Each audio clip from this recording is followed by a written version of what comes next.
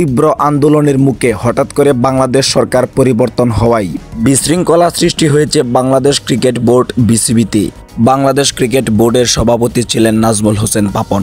তিনি প্রায় সময় ক্ষমতার অপব্যবহার করতেন। তিনি বাংলাদেশ ক্রিকেটকে আস্তে আস্তে ধ্বংসের দিকে নিয়ে যাচ্ছিলেন। কিন্তু বাংলাদেশ সরকারের পরিবর্তন হওয়ায় তার দলের ক্ষমতা চলে যাওয়াতে তিনি বিসিবি থেকে সরে যান এবং বিদেশে পালিয়ে যান।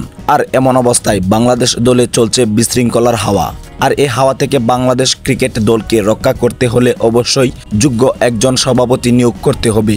আর যতদিন পর্যন্ত বাংলাদেশ ক্রিকেটে যোগ্য একজন বিসিবি সভাপতি খুঁজে না পাওয়া যাবে ততদিন পর্যন্ত বাংলাদেশের অবস্থা স্বাভাবিক হবে না। সুপ্রিয় দর্শক, আপনারা কে কে চান বাংলাদেশ দলে একজন যোগ্য সভাপতি আসুক এবং আমাদের দেশের ক্রিকেটকে আস্তে আস্তে উন্নয়নের দিকে নিয়ে যাক? তাই আপনাদের কাছে বিশেষ অনুরোধ, কাকে বাংলাদেশ দলের সভাপতি করলে ভালো হবে তা অবশ্যই কমেন্ট বক্সে আপনাদের মতামত জানিয়ে যাবেন। কারণ বাংলাদেশ ক্রিকেটের উজ্জ্বলতাকে রক্ষা করতে হলে অবশ্যই ভালো একজন যোগ্য ব্যক্তি প্রয়োজন, যার হাত ধরেই বাংলাদেশ দল আরও ভালো কিছু করতে পারবে এবং আমাদেরকে ভালো ক্রিকেট উপহার দিতে পারবে।